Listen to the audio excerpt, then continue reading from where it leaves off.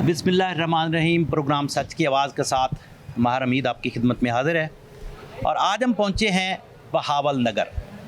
और प्रोग्राम सच की आवाज़ का मकसद होता है कि हुकूमत पंजाब की जानिब से जहाँ भी कोई अच्छे इक़दाम किए जाते हैं वो आवाम तक पहुँचाना, अगर कोई कमी कुताही होती है तो वो भी आवाम तक हम जो है पहुँचाते हैं।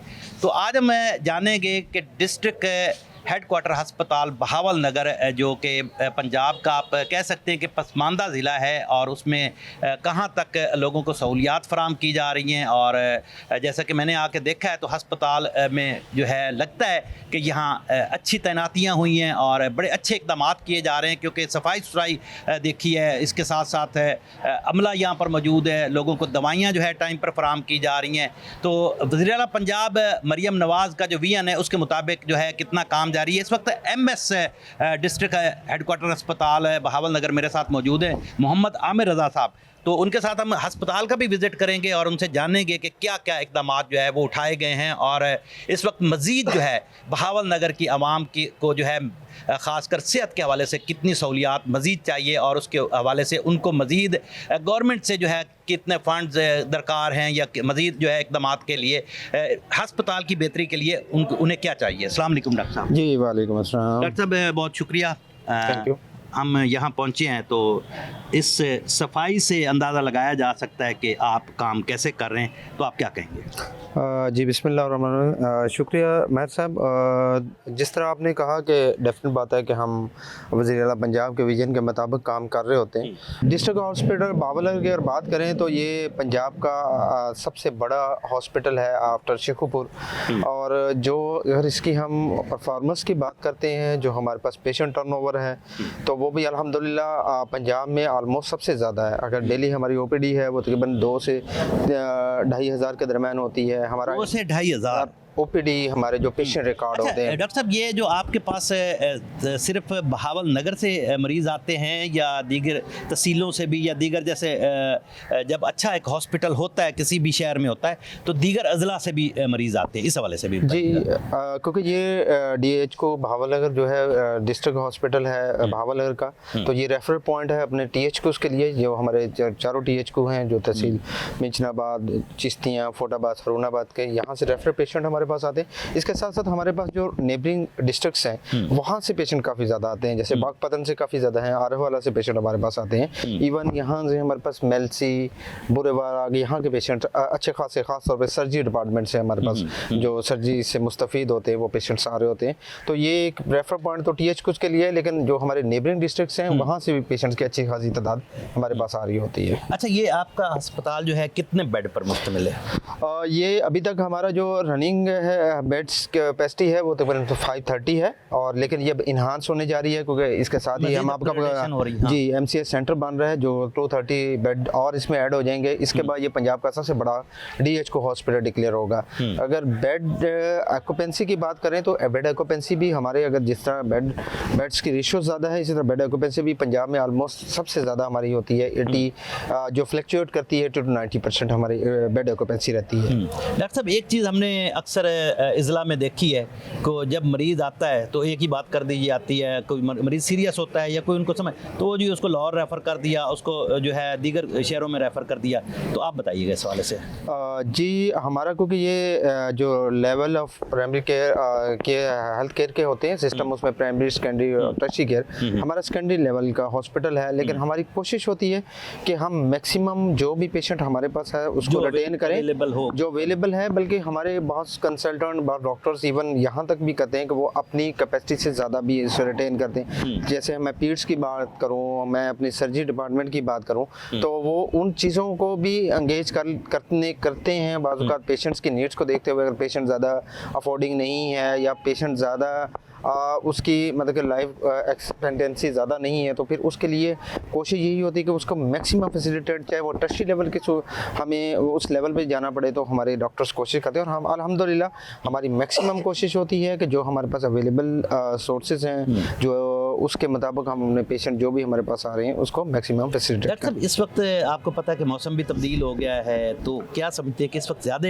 किस मर्ज़ में मुब्तला लोग आ रहे हैं? जैसे कि मौसम है तो इसमें ज़्यादातर जो डिजीज़ हैं वो लंग्स से रिलेटेड होती हैं, चेस्ट रिलेटेड डिजीज़ बहुत ज़्यादा है, ख़ासतौर पे बच्चों में, बड़ों में नमूनिया के जैसे केसेस बहुत ज़्यादा बढ़ जाते हैं। अस्थमेटिक जो पेशेंट्स हैं उनकी इश्यूज बहुत ज़्यादा बढ़ जाती हैं। इस तरह नज़ला ज़ुकाम जो अमूमन जो वायरल जो सीजनल होती हैं इनके केसेस काफ़ी ज़्यादा रिपोर्ट हो रहे हैं। बाकी रूटीन ओवन एमरजेंसीज हमारी चलती रहती है। कार्डियक, क्योंकि कार्डियक्स इवेंट्स सर्दियों में थोड़े से बढ़ जाते हैं, पानी का इंटेक कम होता है या लोग ज़्यादा मोबिलाइज नहीं अपने आप को रख पाते, जिसकी वजह से कार्डियक जो उसके इवेंट्स भी बढ़ जाते हैं, कार्डियक पेशेंट्स की रेशियो भी बढ़ती है। अच्छा, एक अंदाजे के मुताबिक आपके चिल्ड्रन वार्ड में जो है बच्चों की कितनी तादाद हो जाती है डेली बेसिस पे? हमारा चिल्ड्रन वार्ड कितने बच्चों को ज़्यादातर देखा जाता है? चिल्ड्रन वार्ड हमारा जो है वो 80 बेडेड है, लेकिन अगर डेली एडमिशन की बात करें तो हमारा एडमिशन रेट तकरीबन 100 और 120 के दरमियान फ्लक्चुएट करता है। मतलब कि बाज़ औक़ात ऐसा भी होता है कि हमारा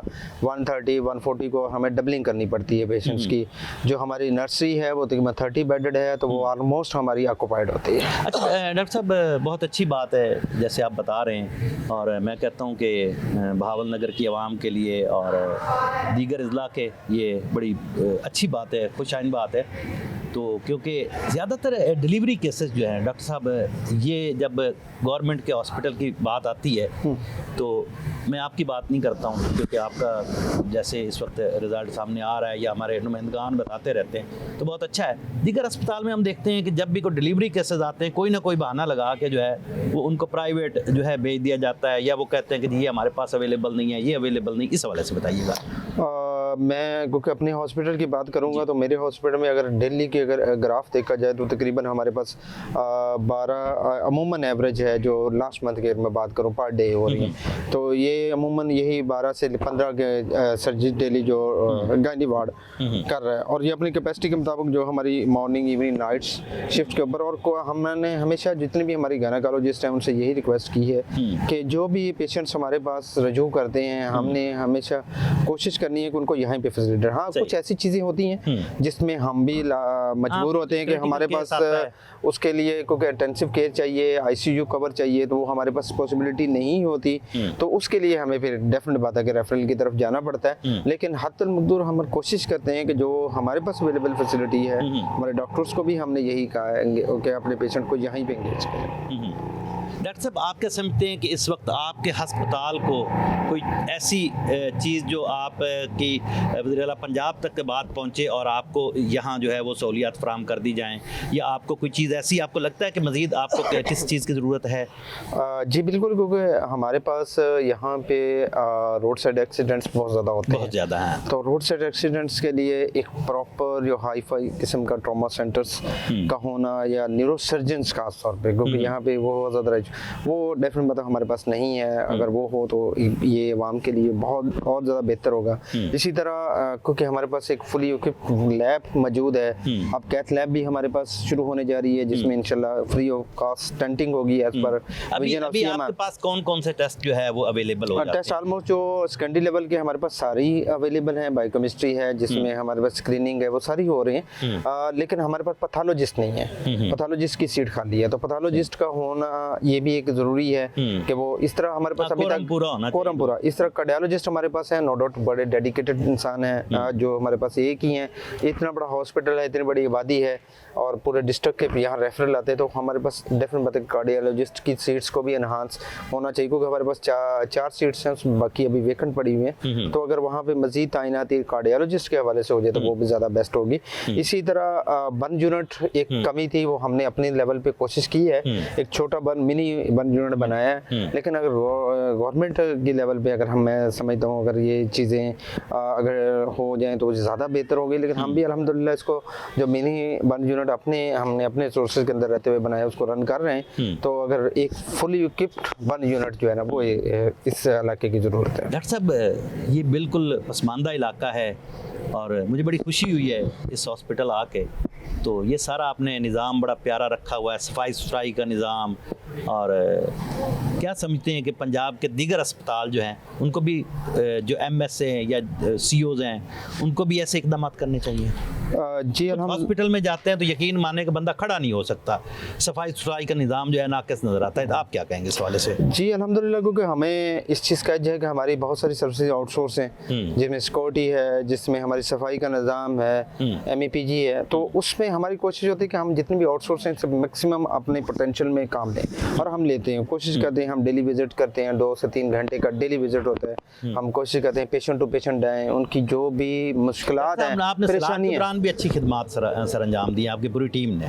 जी अल्हम्दुलिल्लाह। मैं इसमें मेरी पूरी जितनी भी डॉक्टर कम्युनिटी है, पैरामेडिक्स हैं या लाइट स्टाफ, इवन हमारा एक छोटा वर्कर भी था, उसने भी डोनेट किया। हमने सेल्फ डोनेशन पे डिफरेंट कैंपिंग की, डिफरेंट जगहों पे जाके लोगों में हमने जो राशन था या मेडिकल कैंपिंग की जितनी सहूलियात थी, हमारी टीम ने अल्हम्दुलिल्लाह 3 से 4 मेगा जो उसमें किए कैंप किए, और अल्हम्दुलिल्लाह इसका बड़ा अच्छा फीडबैक भी था। और डेफिनेट बात है कि वो ऐसा वक्त था जिसमें तमाम लोगों को जो भी था, जिसने अपनी अपनी कैपेसिटी में मुत्तहद होने की ज़रूरत थी, और हमारी डॉक्टर कम्युनिटी ने भी इसका एक अमली सबूत दिया। डॉक्टर साहब हमारे साथ ही हैं, तो नाज़रीन साहब ज़रे अब हम कोशिश करते हैं कि अस्पताल का भी थोड़ा विज़िट करते हैं, मज़ीद आके चलते हैं कि उनके अस्पताल में जैसे जैसे उन्होंने ये बताया भी है। और बड़ी खुशआइंद बात है कि अस्पताल में जो है एक अच्छा इक़दाम है, और डॉक्टर साहब की जानिब से एक अच्छी मैनेजमेंट जो है वो के तौर पे भी वो सामने आ रहे हैं। मज़ीद आगे चलते बात करते हैं, मज़ीद देखते हैं वार्ड में क्या पोजीशन है। नाज़रीन यहाँ बड़ी अच्छी बात है कि अगर देखा जाए कि सफाई सुथराई का निज़ाम जो है वो भी बेहतर है, और मरीज़ भी जो बड़े डिसिप्लिन के साथ है। और मैं कहता हूँ कि सारे जो हमारे जैसे ये हमारे पेशेंट्स हैं, इनसे भी हम फीडबैक ले लेते हैं। वैसे अस्सलाम वालेकुम मैम। कहाँ से आए?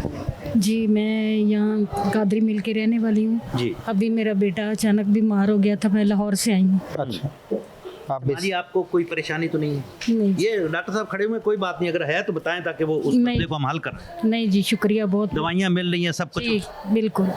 कोई मसला तो नहीं हो रहा आपको? कोई नहीं। डॉक्टर देख रहे हैं, मेडिसिन मिल जी रही है? बिल्कुल, बार बार आ रहे हैं। चले, कोई भी मसला हो फिर भी शुक्रिया। हमारी टीम डॉक्टर यहाँ पे मौजूद होते हैं। नहीं जी बिल्कुल, अगर कोई हाजिर हैं, मसला जब हो, बुलाते हैं आ जाते हैं फौरी। यानी कि जो है नर्सिंग स्टाफ जो है वो भी फौरी आ जाता है। बिल्कुल जी, आते हैं, खुद ही पूछते हैं। अस्सलाम वालेकुम। वालेकुम सलाम। बाजी की है? ये तीसरी मंजिल तो गिरे सी। अच्छा, ते ਤੁਹਾਨੂੰ दवाइयाँ सही मिल रही हैं? हाँ जी। कोई परेशानी तो नहीं है? नहीं कोई परेशानी नहीं। हैं? कोई अच्छा तामन कर रहे हैं? हाँ जी। जो कोई मसला है तो स्टाफ ਨੂੰ ਬੁਲਾਉਂਦੇ ਹੋ, ਆ ਜਾਂਦੇ ਨੇ? हाँ जी फौरी आ जाते हैं। ਤੁਸੀਂ मुतमिन हो? हाँ जी। CM साहब का विजन है, हमारे सेक्रेटरी हेल्थ, हमारे DC साहब का, अभी इस चीज़ पे तो बहुत ज़्यादा फोकस होता है कि खासतौर पर मेडिसिन की अवेलेबिलिटी और पेशेंट केयर के हवाले से कोई कंप्रोमाइज़ ना हो, और कोशिश होती है। देखिए हम भी इंसान जाते हैं ना, तो पहले तो वो हॉस्पिटल में जाते हैं या कहीं और भी चले जाते हैं, तो यकीन माने वो लोग जब कैमरे को देखते हैं तो भाग के आ जाते हैं कि जी हमारे साथ ये प्रॉब्लम हुई है, ये हुई है, ये हुई है। ज़्यादातर मरीज़ जो इस वक्त आ रहे हैं वो कौन से उसमें मर्द में होता है? सर्जरी में तो सर हेड इंजरी के साथ ही आते हैं या RTA के साथ आते हैं ज़्यादातर, तो अपेंडिक्साइटिस के साथ भी आ जाते हैं। अभी ये जो धुंध पड़ रही है, जी जी, तो इससे एक्सीडेंट में बहुत इजाफा ज़्यादा नहीं? बढ़ा है। वही बता रहे हैं कि उससे RTA के पेशेंट बहुत ज़्यादा जी बढ़ जी, जाते हैं। जो पेशेंट आते हैं ज़्यादातर आजकल जो धुंध की वजह से RTA ज़्यादा होता है लोगों का, ज़्यादातर मोटर बाइक के साथ जो होता है ना एक्सीडेंट, वो आ रहे हैं। हाँ जी, वैसे जनरल पेशेंट तो है हमारे पास, अपेंडिसाइटिस वाले आ जाते हैं, कोलिसिस्टेक्टमी हो रही है, और Nephrotomies इग्वाइनो हर्निया, सक्रोटल हर्निया है, वो होती हैं, इसी से रिलेटेड। आपके MS का आपके साथ अमले के साथ कैसा रहा? बेहतरीन, बहुत अच्छे हैं अल्हम्दुलिल्लाह, बहुत अच्छे हैं अल्हम्दुलिल्लाह। हाँ जी, हाँ जी। ये हमारा सर्जिकल है, जो इसमें से कुछ लिस्ट पे होंगे, कुछ पोस्ट ऑप किसी के आज ऑपरेट हुए होंगे, कुछ कल की लिस्ट पे होंगे। अस्सलाम वालेकुम जी, क्या हाल है? क्या हाल है जनाब, कैसे हैं? कैसे मरीज ਤੁਹਾਡੇ ਦਿੱਤੀ ਅੱਗੇ ਨਾਲ ਬਿਹਤਰੀ ਹੈ ਜੀ। ਤੇ ਤੁਸੀਂ ਹਸਪਤਾਲ ਦੇ ਕਾਰਕਰਦਗੀ ਦੇ ਨਾਲ ਮੁਤਮਿਨ ਹੋ? ਹਾਂਜੀ ਦਵਾਈਆਂ ਸ਼ਵਾਈਆਂ ਸਾਰੀ ਟਾਈਮ ਤੇ ਮਿਲਦੀਆਂ ਨੇ? ਮਿਲ ਜਾ ਮਿਲ ਜਾ ਕੋਈ ਹੈ ਤਾਂ ਸਾਨੂੰ ਦੱਸੋ ਤਾਂ ਕਿ ਉਹਨਾਂ ਨੂੰ ਐਮਐਸ ਸਾਹਿਬ ਨੂੰ ਅਸੀਂ ਕਹੀਏ ਕਿ ਵੀ ਇਹ ਹੈ ਤਾਂ ਕਿ ਤੁਹਾਡੇ ਤੇ ਤਵੱਜੋ ਦਿੱਤੀ ਜਾਵੇ। ਨਹੀਂ ਜੀ ਕੋਈ ਨਹੀਂ ਮਸਲਾ ਜੀ, ਦਵਾਈ ਮਿਲ ਰਹੀ। ਚਲੋ ਗੁੱਡ। कैसी है तबीयत ਤੁਹਾਡੀ? ठीक है जी, हम तबीयत ठीक है। उन ਹਸਪਤਾਲ ਵਾਲੇ ਸਹੀ ਤਾਮਨ ਕਰ ਰਹੇ ਨੇ? जी ठीक है, ठीक तामल कर रहे हैं। ਇਹ ਕੰਬਲ ਤੁਹਾਡਾ ਆਪਣਾ ਹੀ ਹਸਪਤਾਲ ਵਾਲਿਆਂ ਦਾ? अस्पताल आने हैं? अस्पताल आने। अच्छा, जी हाँ।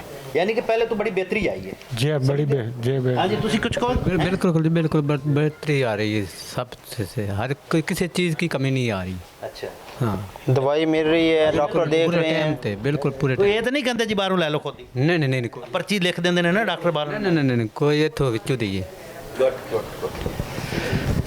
डॉक्टर साहब ये कंबल वाली बात मुझे नहीं नहीं, पता ये एक्चुअली गवर्नमेंट ने अभी प्रोवाइड किया ना, जैसे कहते हैं कि सर्दी का सीज़न आता है तो ये बड़े एक अच्छे ब्रांड के हाँ, वो- कंबल्स हैं जो गवर्नमेंट ने प्रोवाइड किए हैं, तो फिर हम जो पेशेंट्स आते हैं उसको इशू करते हैं। ये रोड एक्सीडेंट हुआ है रोड एक्सीडेंट हुआ है जिनका आज सुबह रोड है चिश्तिया रोड पे मोटरसाइकिल आज पे आज पड़ी होता थी। हाँ, वो जो सुबह हुआ है। ये अच्छा अच्छा अच्छा। धुंध की वजह से हुआ क्या नहीं धुंध नहीं थी बस वैसे ही कुछ। हाँ अगर अस्पताल की कारकर्दगी से के हवाले से मैंने बताइए अस्पताल की कारकर्दगी हमें बहुत अच्छा ट्रीटमेंट मिला है, बच्चा अब होश में आ गया हुआ है। बाबा जी ये ना समझना कि एमएस साहब खड़े हुए तो आपने हकीकत बताई बेशक काफ़ी इन्होंने हाँ हमें फौरी तौर पे ट्रीटमेंट मिला है। दवाइयाँ वगैरह सारी आपको हमारा अभी तक कोई खर्चा नहीं हुआ है। अच्छा। हाँ जी जो पर्ची को तो ये तो नहीं बना के दे दी कि जाके बाहर से दवाइयाँ लें? नहीं हमें कोई पर्ची नहीं मिली। अभी तक हमारा बताया कि हमारा कोई पैसा नहीं खर्च हुआ, जो कुछ भी हुआ है हॉस्पिटल से ट्रीटमेंट मिल रहा है हमें। अस्सलाम वालेकुम। जी लगे वालेकुम किस सलाम। में? ये आपके मेरा बेटा है, कॉलेज जा रहा था तो रास्ते में लेडी आ गई, उसे बचाने के लिए क्रॉस किया तो सामने गाड़ी के साथ टक्कर हो गई। तो हाँ जी आप अस्पताल की कारकर्दगी के हवाले से अस्पताल बहुत अच्छा ट्रीटमेंट हो रहा है मेरे बेटे का। मैं तो स्कूल टीचर हूँ, स्कूल से आई बहुत परेशान थी, लेकिन यहाँ आई तो यहाँ बहुत अच्छा बच्चे के साथ जो ट्रीटमेंट किया गया। तो एक्सरे हुआ टाइमली, इसका सिटी स्कैन भी मेरे आने से पहले तक हो चुका था। तो मैं जिस तरह परेशान आई थी तो यहाँ आके मैं बहुत अपने आप को यानी कि माँ जी ये है तो फिर हमारी वज़ीर-ए-आला पंजाब को जो है क्रेडिट जाता है और यहाँ के एमएस को जाता है, सीओ को जाता है, डिप्टी कमिश्नर को जाता है, क्योंकि लोग परेशान होते हैं जब ऐसी हालत में तो वो बहुत अच्छा यहाँ सब का काम एमएस साहब का भी और यहाँ के तमाम अमले का भी, और यानी कि अमला भी भरपूर था। बहुत अच्छा भरपूर तावन उन्होंने किया। नाज़रीन हमने जो DHQ हस्पताल बहावल नगर के हकायक आपको दिखाए, अगर कोई उसमें कमी कुताही होती तो वो भी हम आपको दिखाते। तो हम मज़ीद आगे चलते हैं कि बहावल नगर के हवाले से मज़ीद जो है पुलिस क्राइम के हवाले से भी देखेंगे और मज़ीद क्या इक़दाम किए गए हैं वज़ीर-ए-आला पंजाब के विजन के मुताबिक। बहावल नगर जो एक पसमानदा इलाका है, पसमानदा ज़िला है, उसमें क्या क्या मज़ीद इक़दाम किए गए हैं, मज़ीद आगे। बिल्कुल आज हम पहुँचे हैं बहावल नगर और पिछले अदवार में देखा जाए तो बहावल नगर काफ़ी जो है इन्वेस्टिगेशन के हवाले से लोगों को मसाइल दरपेश होते थे। पुलिस अफसरान की जानिब से कोशिश होती है कि अवाम के मसाइल जो है वो हल किए जाएं और अवाम को हर वक्त वो मिलें। और बहुत सारे पुलिस अफसरान ऐसे हैं जिनकी वजह से पुलिस डिपार्टमेंट की जो शोहरत है वो अच्छी होती है। तो आज हम मौजूद हैं, फ़याज़ अहमद साहब हैं जो कि SP इन्वेस्टिगेशन बहावल नगर हैं, वो हमारे साथ मौजूद हैं। उनसे जानेंगे कि उनकी तैनाती के दौरान कितने जो है लोगों की FIR'ें जो थी उनकी इन्वेस्टिगेशन की गई और इसके साथ साथ कितने जो ग्रुप्स थे क्रिमिनल्स के वो पकड़े गए और कितने जो है वो इस वक्त केस जो है प्रोसेस में हैं और टोटल जो है रिकवरीज़ कितनी हुई है। फ़याज़ साहब पहले तो बहुत शुक्रिया। अच्छा आपकी तैनाती के दौरान आप ये बताइएगा कि जब से आप यहाँ तैनात हुए हैं बहावल नगर में बतौर SP इन्वेस्टिगेशन, कितने केसेस जो हैं वो आपके पास आए हैं एक अंदाजे रफ आइडिया के मुताबिक? मेरी पोस्टिंग यहाँ 17/3 को जो है हुई, 17/3/2025 को। 9 माह से ज़्यादा टाइम हो गया। तो इसमें जो है केसेस चूँकि तमाम थानों के आ रहे होते हैं, पूरे ज़िले के होते हैं। हाँ, इन्वेस्टिगेशंस को वैसे भी देख रहे होते हैं, सुपरवाइज कर रहे होते हैं हम। फिर कहीं अगर तफ्तीश मुकम्मल हो गई है, उसमें से कोई पार्टी मुतमिन नहीं है, तो फिर हम एक हमारा चेंज के लिए बोर्ड बना हुआ है, डिस्ट्रिक्ट जो है ना स्टैंडिंग बोर्ड है, तो उसका भी मैं चेयरमैन हूँ। उसमें फिर हम वो केस रख के उससे 2 अफसर और होते हैं मेरे साथ, डिस्कस करते हैं। तो वो जहाँ हम समझते हैं कि किसी पार्टी को जो है इंसाफ नहीं मिला है या तफ्तीश के जो मराहल हैं वो प्रॉपरली उसने पूरे नहीं किए हुए, कमी बेशी रह गई है, तो वहाँ भी एक जो है ना जिसे इंसाफ नहीं मिला उसे इंसाफ देने के लिए हम तफ्तीश को चेंज में लेके जाते हैं। तो बाकी 22 थाने हैं हमारे ज़िले में, तमाम से मुतल्लिका जितनी भी कंप्लेंट्स तफ्तीशों से मुतल्लिका, हमारे ऑफिसर से मुतल्लिका तो आई हैं, उन्हें हमने रिजॉल्व किया है। अच्छा रिकवरीज जो है बहुत सारे फ़याज़ साहब होता है कि केसेस हो जाते हैं, आगे FIR के बाद जो है रिकवरीज नहीं होती, इस हवाले से एक अंदाजे के मुताबिक आप बताइएगा कि आपने कितनी एक रिकवरीज की होगी आपके पूरे ज़िले में जो है इस साल में? हाँ, हमारे आईओज़ ने जो है रिकवरी की बाकायदा हम जो है ना थाना लेवल पे, तहसील लेवल पे और फिर जो है डिस्ट्रिक्ट लेवल पे उसकी क्राइम मीटिंग्स चल रही होती हैं जहाँ हम रिकवरी की परसेंटेज देखते हैं। सम केसेस में ऐसे भी होता है कि जितना स्टोलन प्रॉपर्टी है उससे ज़्यादा लिखवाई गई होती है। हाँ, ऐसे ही लोग बहुत हमारे तो, ये अलमिया है। हाँ, उसमें फिर हम बड़ी देखते अच्छी बात आपने हैं ये परसेंटेज के लिहाज से तो कोई ऐसा केस नहीं है जिसमें रिकवरी जो है ना तसल्ली बख्श ना हो। सही। तो अल्हम्दुलिल्लाह सारे केसेस में बेहतरीन रिकवरी हुई है, जो कुछ जिनमें नहीं हुई वो अंडर प्रोसेस है। अच्छा फयाज साहब, आप क्या समझते हैं कि बहावल नगर ज़िला एक पसमानदा ज़िला है और क्राइम भी काफ़ी जो है होता है, तो पुलिस ने ज़िला बहावल नगर में क्राइम पर कितना फ़ीसद जो है वो कंट्रोल कर लिया है? क्योंकि अभी तो आपको पता CCD भी आ गई, मंशियात भी, इसके हवाले से जैसा कि अभी वो मुहिम भी चल रही है बिल्कुल पंजाब की, तो इस हवाले से थोड़ा बताइएगा। हाँ, थैंक यू। तो इस हवाले से ये है कि क्योंकि मैं चेंज हो गया था मुल्तान से जी, उसे अगर मैं कंपैरिजन करूं तो यहाँ क्राइम बहुत ही थोड़ा है। साहब ज़रा बड़े शहर का बड़ा सपोज एक बंदे के साथ वारदात हो गई है, उसे मैं कहता हूँ यहाँ क्राइम थोड़ा है तो उसे अच्छी बात नहीं लगेगी। लेकिन जब हम कंपैरिजन करते हैं, ये इलाका यहाँ आबादियाँ स्कैटर्ड हैं, एरिया वाइज ज़्यादा इलाका है तो और जो है ना अपना तादाद वाइज कंपैरेटिवली लोगों की तादाद कम है, पॉपुलेशन कम है, तो उस लिहाज से जो है अपना क्राइम बहुत ही कम है। लेकिन जो है उसमें भी अब जैसे आपने जिक्र किया कि CCD के आने से उसमें कमी आई है, ख़ास तौर पे जो गन पॉइंट पे क्राइम होता था उसमें बहुत बेहतरी आई है। और बाकी जो क्राइम है, जैसे अब फॉग का मौसम है, उसमें हमने तमाम चक्कों में जो ठीकरी पैरा सिस्टम है उसको हमने बहाल किया हुआ है। उस्मान अनवर के दौर में जो तरक्कियाँ हुई हैं, ठीक है, मैं कहता हूँ कि ये तारीख में कभी नहीं हुई। इस हवाले से क्या कहेंगे आप? जितनी ज़्यादा उनके लिए तारीफ़ करें, खराज तहसीन उनको पेश करें, वो थोड़ा है। तो हमने देखा है कि काफ़ी सारे लोग जो डिज़र्व करते थे और एक इंतज़ार में थे कि पता नहीं हमारी बारी आएगी कि नहीं आएगी तरक्की में, जिनको हमने हवालदार देखा अब उन्हें इंस्पेक्टर देख रहे हैं, तो ये क्रेडिट जो है गोज़ टू रिस्पेक्टेड IG साहब। तो इसमें मोटिवेशन भी यही होती है। एक आम महकमा है, वहाँ लोग काम कर रहे हैं 8 घंटे, हमारे जवान 24 घंटे काम कर रहे हैं और काम भी रिस्की है, उनकी जान उनकी हथेली पे है। तो यहाँ ये बहुत बड़ा इंसेंटिव होता है कि उन्हें इंतज़ार होता है हम अपना रिकॉर्ड अच्छा रखें, हमारे कैरियर का मसला है, हम ज़्यादा से ज़्यादा परफॉर्मेंस दिखाएं। अच्छा, दूसरा वेलफेयर के हवाले से इस वक्त पंजाब पुलिस में बहुत काम जारी है, इस हवाले से आप क्या? हमारे एक सिपाही से लेके बाकी अफसरान तक तमाम को जो बेसिक सहूलियात हैं, किसी की बच्ची की शादी है तो उसे भी उसे फंड्स मिलते हैं, खासकर शोहदा की फैमिलीज़ को बाकायदा घर मिल रहे हैं, जो पहले माजी में नहीं था। माजी में ऐसा नहीं, तमाम शोहदा की फैमिलीज़ को घर मिले हैं। तो ये वेलफेयर के हवाले से बहुत बड़े काम किए हैं IG साहब ने। ये बात तो कोई भले कुछ भी कहे, ठीक है, किसी को बुरा लगे, किसी डॉक्टर उस्मान अनवर के दौर में जो खासकर जो शोधा हैं उनको बहुत इज्जत उनकी फैमिलीज को मिली है, बिल्कुल और प्रमोशन वाले केस हो गए। इसके अलावा जो है आप ये देखें क्या नाम है, जो रिटायरमेंट के केस हैं उन पे भी लोगों को जो है काफ़ी उन्होंने किया। इस हवाले से आप बताइए। हाँ बिल्कुल ऐसे, जब हर जगह बेहतरी आई है तो रिटायरमेंट के हवाले से भी ऐसे ही है, क्योंकि आप तो पंजाब पुलिस के मिसालें फिर सिंध में भी एक बंदा रिटायर हो गया, उसकी चीज़ें पूरी नहीं हुई, वो बाद में धक्के खा रहा है। अब ऐसा नहीं है, अभी रिटायरमेंट में उसके कुछ जो है ना दिन बाकी होते हैं, तो उसके तमाम जो है मामलात सरकारी तौर पे क्लियर हो, हाँ अल्हम्दुलिल्लाह वो ठीक हो जाते हैं। सही। अच्छा फयाज साहब, आप कोई बहावल नगर की आवाम को मैसेज देना चाहेंगे सच TV के ज़रिए? हाँ, बहावल नगर की आवाम को मैं यही मैसेज दूंगा कि एक ऐसी मैं एग्जांपल देता हूँ कि एक जो पहली क्लास का बच्चा है ना उसे भी समझ आए और एक PhD डॉक्टर को भी समझ आए।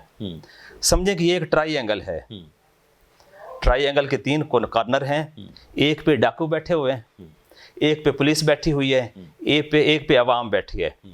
अब इन 3 ग्रुप जो बन गए हैं ना, इनमें से 2 ग्रुप जो इकट्ठे हो जाएंगे, तीसरे को शिकस्त खानी पड़ेगी।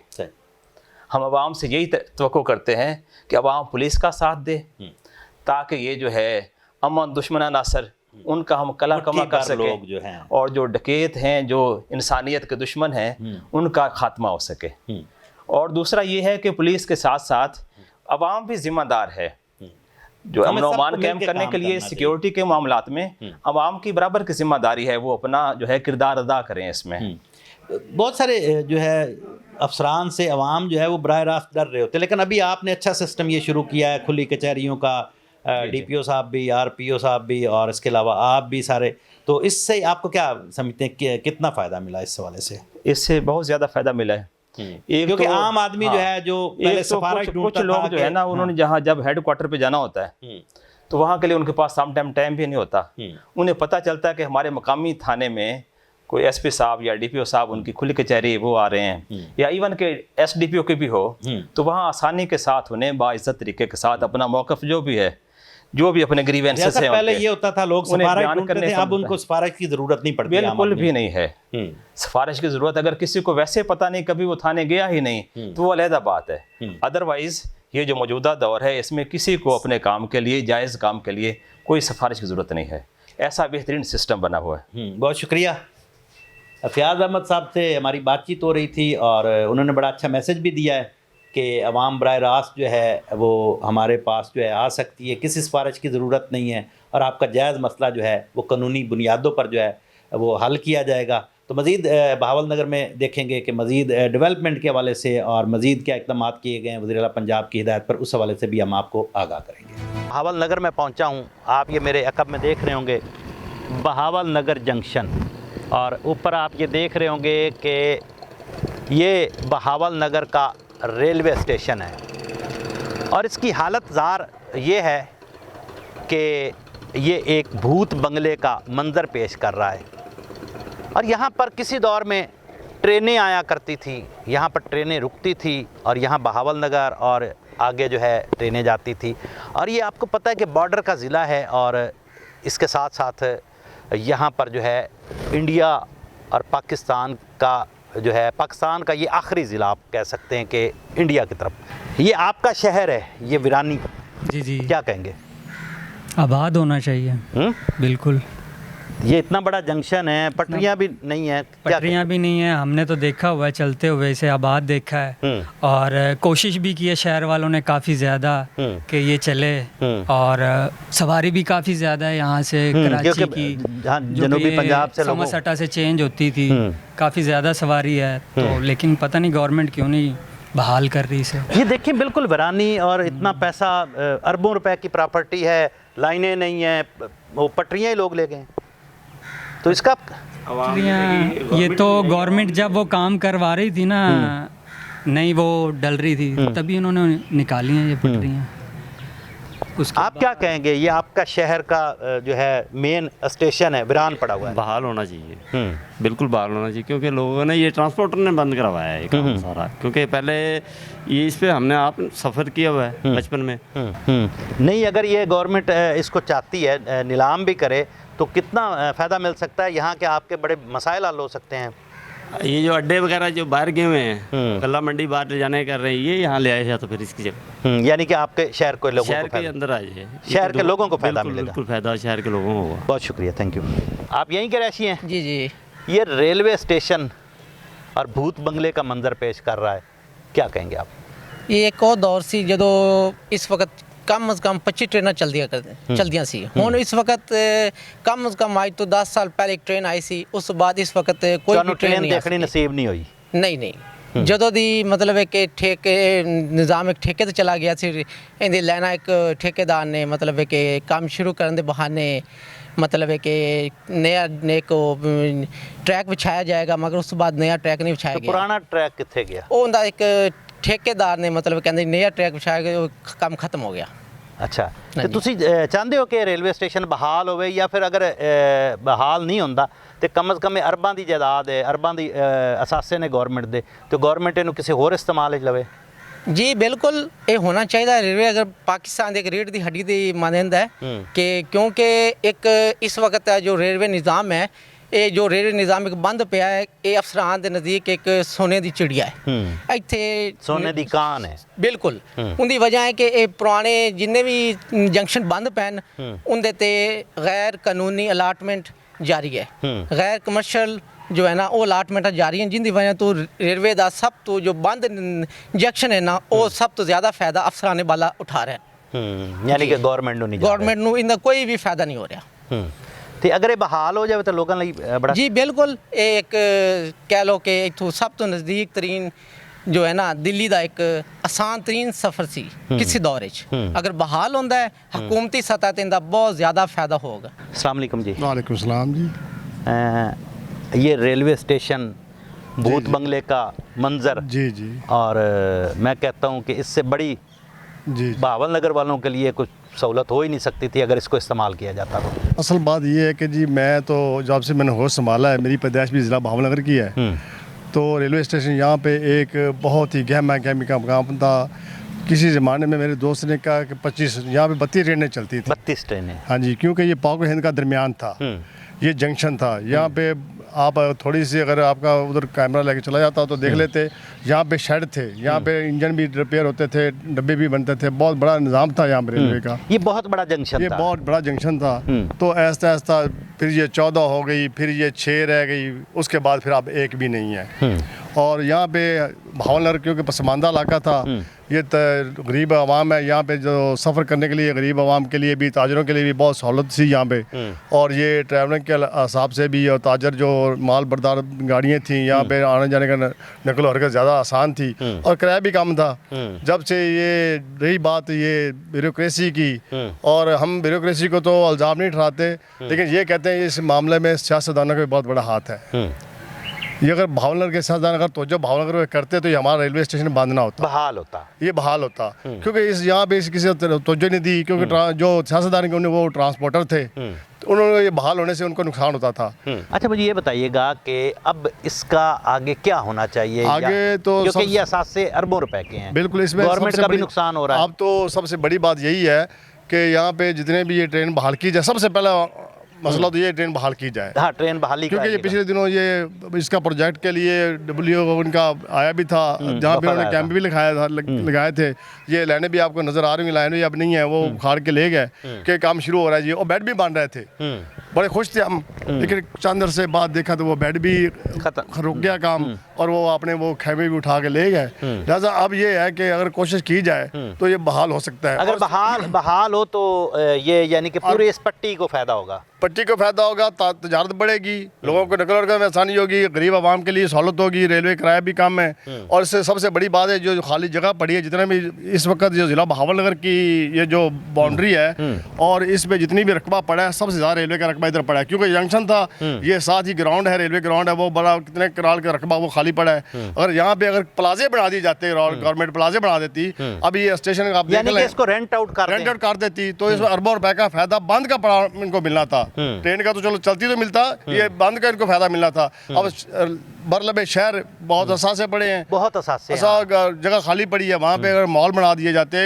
रेंट का कोई ऐसा मॉल बना दिए जाते, तो यहाँ पे कोई आर्ट स्पॉट बना दिए जाते तो लोगों को फायदा होता, अस्पताल बना देते तो इनको लोगों को भी फायदा होता और मजदूरी भी लोगों को। यानी कि आप समझते हैं कि जो है गवर्नमेंट की अदम तवज्जो की वजह से ये हमारा भावनगर बहुत पीछे जा रहा है। लिहाजा मैं गुजारिश कर रहा हूँ आपके हवाले से, बहुत खुशी हुई कि आप इस हवाले से हमसे पूछने के लिए आए। और मैं तो हम तो उम्र गुजार ली, हमारी आने वाली नस्लें अगर ये बहाल हो जाए, यानी कि बहाल होता है तो आने वाली नस्लों को फायदा मिलेगा। और अगर इसको रेंट आउट करना है या इसको करना है तो यानी कि कोई भी यहाँ प्रोजेक्ट बन सकते हैं, बहुत गवर्नमेंट को अरबों रुपए का फायदा हो सकता है गवर्नमेंट को। लेकिन यहाँ पे बस मैं आपके तरफ से हवाला यही कहूँगा कि गवर्नमेंट यहाँ पे तो जो दे, और जो हुक्मरान बाले हमारे असम्बलियों में जाके इसको आवाज़ उठाएं। जो रेलवे वजीर है, जो हमारे वजीर आज़म है, ये कोई वफाक का अदारा है, ये मरीम नवाज़ का तो नहीं है। ये मरीम नवाज़ के जो वफाक के हमारे MNA मिनिस्टर हैं, तो उनको चाहिए कि इसके पर तोजह दे। भावनगर ये पट्टी पसमानदा है, यहाँ पे कहते हैं बॉर्डर पे है, यहाँ पे लोग तोजह नहीं देते। क्योंकि अगर आप ये देखें ना, इस पे तवज्जो देंगे तो किसी ज़माने में यहाँ पे जितने भी हमारी छावनी कैंट है, कैंट पे जहाँ पे हमारी जितनी भी हमारी आर्मी है यहाँ से आती थी और आसान था। अब उनको भी मुश्किल है। अब हमारा मामला जो पैसा जो है ना, पैसा वो आ नहीं रहा, जा रहा है, रेलवे तबाह हो रहा है, पीए तबाह हो गया, रेलवे तबाह हो गया, किस वजह से हो रहा है? यानी कि उनको इस पर तवज्जो देनी चाहिए। जितनी तवज्जो जल्दी देंगे उतना बहाल होगा, गरीब आवाम के लिए फायदा होगा, ताजरों के लिए फायदा होगा। सबसे बढ़िया गरीब आवाम को सहूलत देनी। साथ फिर आप कराची से कनेक्ट हो जाएंगे, लाहौर से कनेक्ट हो जाएंगे। ये हिंद था ना, ये दरमियान था, पाक हिंद का दरमियान था। यहाँ से कराची जाती थी, ट्रेनें जाती थी, तो आवाम के लिए किराए की बहुत सहूलत है। आवाम को क्या चाहिए? सहूलत चाहिए ना, ये हर चीज़ में सहूलत चाहिए। आज दिन दिन महंगाई होती जा रही है, बसों के किराए इतने हैं, अगर रेलवे बहाल होगा तो बसों के किराए की जान छूटेगी। आप बताइएगा कि कभी यहाँ गहमा गहमी होती थी, ट्रेनें आती थी जी सर, बिल्कुल। मैंने भी बचपन इधर ही गुजारा है, इधर पढ़ता था, तो मैंने तकरीबन ना आखिरी ट्रेन वही देखी है, आज़ादी ट्रेन। उसके बाद ये पटरियाँ उखड़ना शुरू हो गई, उसके बाद ना कोई ट्रेन आई है ना कोई सहूलत मिली है। तो अब आप क्या समझते हैं कि यहाँ जो है ये रेलवे स्टेशन बहाल होना चाहिए? जी सर, ज़रूर होना चाहिए, रेलवे स्टेशन बहाल होना चाहिए, आवाम का बहुत ज़्यादा जनूबी पंजाब की और इस इलाके की महरूमियाँ लोगों की ख़त्म होगी, क्योंकि ये बहुत बड़ा जंक्शन है। जी बिल्कुल, ज़रूर। ये अगर ये बहाल होंगी तो आवाम को बहुत ज़्यादा फ़ायदा होगा। ये आप मेरे पीछे देख सकते हैं, तो वो आगे तक जो है ये रेलवे का रकबा है, और यहाँ पर जो है रेलवे के शेड भी मौजूद हैं, और यहाँ पर पटरियाँ जो है वो यहाँ पर अब नज़र नहीं आ रही, और ये पटरियाँ जो है किधर गई ये तो हमें जो है कोई वो रेलवे का ऑफिसर ही बता सकता है। और यहाँ पर जो है मैं कोशिश करूँगा कि आपको दिखा सकें कि ये जो है कहाँ से कहाँ तक जो है ट्रेनें जाती थी। ये आ गया जी बहावल नगर जंक्शन। आज देखो ये बोर्ड भी जो है अदम तवज्जो जो थी रेलवे की, ये कहाँ से सम्मा सट्टा, चिश्तियाँ, उसके बाद मंडी सादिकगंज, अमरोका, हरुणाबाद और फोर्टाबास। तो ये इलाके जो है उन इलाकों में ये यहाँ से इन लोगों को फ़ायदा मिलता था। अगर ये ट्रेन बहाल होती है तो मैं कहता हूँ कि इन इलाकों की जो महरूमियाँ हैं आवाम की, उनका मदावा हो सकता है।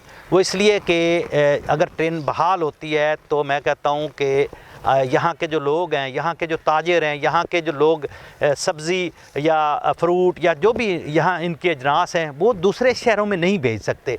अगर भेजते हैं तो आपको पता है जो है उसके ज़रिए बाई रोड जाती है तो वो उनको ज़्यादा महंगी भी पड़ती है, और ट्रेन के ज़रिए जो है ये आपको पता है कि फिर एक तो किराया सस्ता पड़ता था, और इसके साथ साथ लोग जो है शदीद इसमें जो है फ़ायदा उठा सकते। मगर रेलवे मिनिस्ट्री की भी यहाँ पर तवज्जो नहीं है, और मैं कहता हूँ कि रेलवे इंतज़ामिया को जो है, क्योंकि वफाकी इदारा है तो उनकी अरबों की प्रॉपर्टीज़ हैं, अरबों के असासे हैं, तो इसका उनको फ़ायदा लेना चाहिए। अगर आप मिसाल के तौर पे जैसे अवाम भी कह रही है कि आप अगर नहीं करना चाहते, इसको रेलवे जंक्शन को बहाल नहीं करना चाहते, तो आप ये जो इतनी जगह है ये इस पे आप प्लाजे बनाएं, वो रेंट आउट करें, अरबों रुपए का आप रेवेन्यू जनरेट कर सकते हैं, करोड़ों का नहीं अरबों का कर सकते हैं।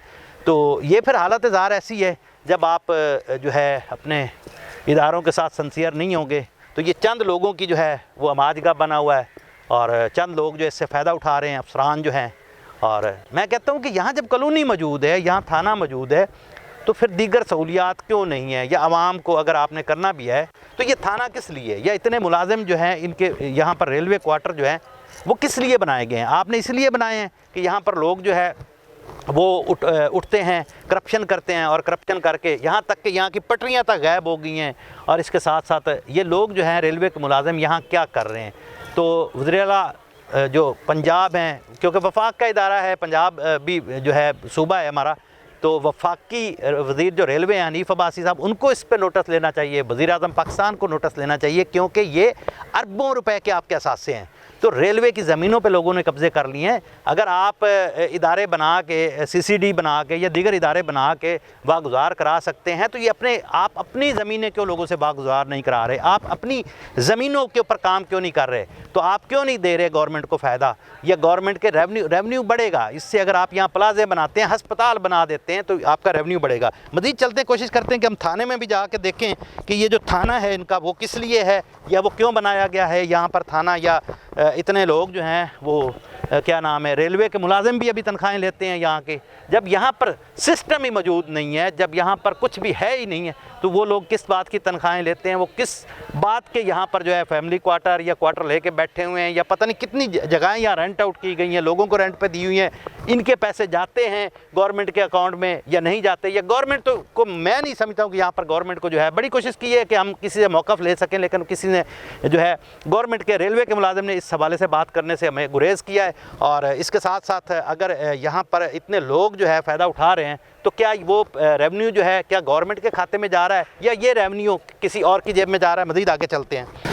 अच्छा जी, मैंने जैसा कि अभी रेलवे के हवाले से बात हो रही थी, यहाँ रेलवे का अस्पताल भी हुआ करता था, वो पता नहीं किधर गया और वो भी शायद किसी की नज़र हो गया। तो ये रेलवे का थाना रेलवे पुलिस बहावल नगर, जब यहाँ है ही कुछ नहीं तो ये थाना क्या कर रहा है? ये थाने का काम क्या है? चलते हैं अंदर जाते हैं। आप यहाँ क्या हैं? मैं कांस्टेबल हूँ सर। अच्छा, हाँ जी। तो आप ही यहाँ होते हैं, अफसरान नहीं आते? नहीं, अफसरान भी यही हैं सर। आप भी आ जाए। आप क्या हैं? SHO साहब मौजूद हैं सर। आप क्या हैं यहाँ पे? मैं कांस्टेबल हूँ। अच्छा, हाँ जी। तो यहाँ अब थाने की क्या ज़रूरत है जब यहाँ है ही कुछ नहीं? नहीं सर, अक्रोचमेंट के लिए जाते हैं, जैसे सुबह बाबा में अक्रोचमेंट है, कभी हमारी इलाका है बहुत लंबा चौड़ा, कभी रोड चले जाते हैं, कभी मिंचनाबाद चले जाते हैं, कभी कहाँ चले जाते हैं हमारे। नहीं, अब ये पुलिस जो है यहाँ रेलवे पुलिस वो सिर्फ इंक्रोचमेंट के लिए जी सर, अक्रोचमेंट, बाकी तो काम है नहीं। हाँ, बाकी नहीं, अक्रोचमेंट के लिए जहाँ भी अक्रोचमेंट होती है ना, यहाँ लोग कब्जे कर लेते हैं फिर। जी सर, वो IIW कब्जा छुड़ाते हैं सर। फिर कोई कब्जा रेल पे, ज़मीन पे, प्रॉपर्टी पे करता है ना जी, फिर वो SHO कार्रवाई करता है, मुकदमा होता है उनके खिलाफ। तो यहाँ तो आपके पास है कुछ नहीं, तो मुकदमे कहाँ से कर रहे हैं? नहीं जी, करते हैं साहब, बच्चे होते हैं। लास्ट पर्चा कब हुआ है? ये हमें तो ये पता नहीं। तो आप हैं? हम तो कांस्टेबल हैं सर, मोहर्रम साहब को पता ही है, SHO साहब को पता है। तो आप थाने में तो है ना आपको? जी, हम पता है। कोई एक अंदाजा कदों बंदे फड़े होने? तो कदों पर्चा देता सी पहला आखिरी पर्चा मुझे बताएं कब? 20 के दिन हो गए, 15-20 दिन के करीब। अच्छा, हाँ जी। तो किस चीज़ का था वो? नजायज कब्जा। यहाँ तो इतने लोगों के कब्जे हैं, तो फिर कुछ जिसकी बीमा मिलती है ना रेल में सर, वो जो है रिकवरी होती है। 3,000 रुपये महीना भी लेते हैं। तो कुछ इनके प्लाट हुए हुए हैं, जैसे दुकानें हुई हैं, प्लाट हुए हुए हैं सर, लीज है, वो लीज पे बैठे। लीज कौन कर रहा है? IIW करते हैं, वो लाहौर से होती है सर। लाहौर से होती है? जी सर। यहाँ अब 30 तारीख को नीलामी है, जैसे हर महीने नीलामी आती है, ऐसे लोग नीलामी में बैठ के जगह लेते हैं सर, बोली में। नहीं तो इतना आप जो माल मुकदमे हैं, तो इधर तो कुछ भी नहीं है थाने में? नहीं, हमारे पास माल मुकदमे वो होते हैं जो होते हैं ना, हम वहाँ नालों साथ साथ अदालत में जमा करा देते हैं जो हमारे पास होते हैं। तो कोई मुल्जिम भी नहीं है, कोई कुछ भी अभी तो पर्चा देंगे तो मुल्जिम आएगा ना सर। अच्छा, हाँ जी, चलो बहुत शुक्रिया। हमने आपको दिखाया कि हमारा काम है प्रोग्राम सच की आवाज़ का, कि असल हक़ाइक़ आपको दिखाए जाएँ, असल मनाज़िर जो हैं वो आपको दिखाए जाएँ। हमने आपको जंक्शन के सारे मनाज़िर भी दिखाए और इसके साथ साथ रेलवे के थाने के भी मनाज़िर दिखाए। यहाँ पर 2 कांस्टेबल के अलावा जो है कोई मौजूद नहीं है, 2 या 3 हो वो, तो फिर मैं कहता हूँ कि या तो इसको आबाद कर लें, ये जितने भी ज़मीनें हैं रेलवे की, या इनका ऑक्शन कर दें, या कोई गवर्नमेंट इसको जो है वो कम से कम रेवेन्यू जनरेट हो, गवर्नमेंट को पैसा जा सके। अब ये छोटी छोटी नीलामियाँ कौन कर रहा है, ठेके कौन दे रहा है, किसको पता नहीं। उधर से पूछते हैं वो कहते हैं वो दे रहे हैं, वो उनसे पूछते हैं कहते हैं वो दे रहे हैं। वो हमें अभी तक वो ठेके देने वाले बंदे भी नहीं मिले। कोशिश करेंगे कि वो भी हम जो है अगले प्रोग्राम में ढूंढ के आपके सामने ला सकें। ये अरबों रुपए के असासे हैं, ये इनको ज़रूरत लगाया जाए। इन असासों को या बेच के या फिर इन असासों के ऊपर आप अपने जितनी रेलवे की ज़मीनें इस पर वक्त पड़ी, आप बहावल नगर ज़िले की मिसाल ले लें तो मैं कहता हूँ अरबों खरबों की ज़मीनें हैं, अरबों खरबों की यहाँ पर जायदादें हैं। तो इसको आप काम में लें, इससे आप रेवेन्यू जनरेट करें ताकि आप मुल्क की बेहतरी के लिए, रेलवे की खुशहाली के लिए, जैसे रेलवे हमारा दिन ब दिन जो है पीछे जा रहा है, उसकी खुशहाली के लिए ताकि काम किया जा सके, मुल्क की बेहतरी के लिए काम किया जा सकते। हमने बड़ी कोशिश की कि कोई रेलवे के अफसरान जो है उनको इस मामले पे जो है लिया जाए, लेकिन हमें जो है कहीं से कोई पॉजिटिव रिस्पांस अभी तक नहीं मिला। और कोशिश करेंगे कि इस हवाले से मज़ीद आपको हक़ाइक़ जो है वो दिखाते रहेंगे। आज जो है ये हमारा बहावल नगर से आपको हमने दिखाया, जो मसाइल थे वो भी दिखा दिए, अस्पताल भी दिखाया, इसके साथ साथ रेलवे की बदहाली और रेलवे जंक्शन की बदहाली उसके हवाले से भी हमने आपको जो है दिखाया। और मैं ये गुजारिश करता हूँ हुकूमत वक्त से कि बहावल नगर ज़िले पर जो है नज़र डाली जाए और ख़ास कर इस जंक्शन के हवाले से और इन असासों को ज़रूरत में लेने के लिए, इस असासों को जो है इस्तेमाल करने के लिए जो है वो अपने इक़दामात करे, और ताकि हुकूमत को भी फ़ायदा हो और यहाँ के लोगों को भी फ़ायदा हो। कोई अगर अच्छे काम कर दिए जाते हैं तो ताकि लोगों को भी फ़ायदा हो। अगले प्रोग्राम तक के लिए हमारा उम्मीद को दीजिए इजाज़त। अल्लाह निगहबान।